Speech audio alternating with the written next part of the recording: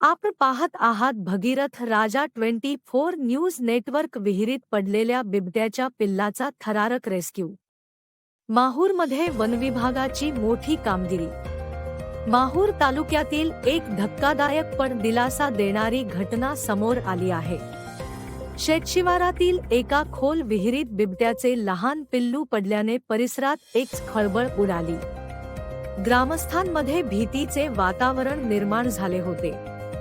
ही माहिती मिळताच MH29 helping hand टीमचे तालुका अध्यक्ष मोहन मुरखे यांनी तात्काळ वनविभागाला कळवले आणि काही क्षणातच वनपरिक्षेत्र अधिकारी रोहित जाधव आपल्या पथकासह घटनास्थळी दाखल झाले.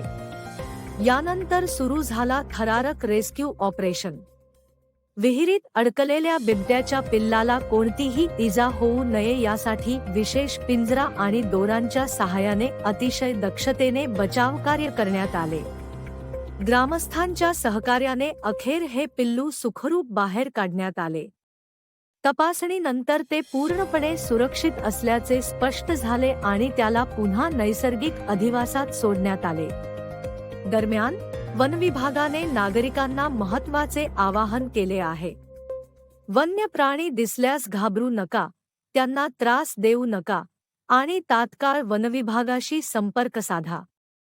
MH29 हेल्पिंग हँडचे संस्थापक अध्यक्ष निलेश मेश्राम यांनी सांगितले की अन्न आणि पाण्याच्या शोधात वन्य प्राणी अनेकदा मानवी वस्तीजवळ येतात.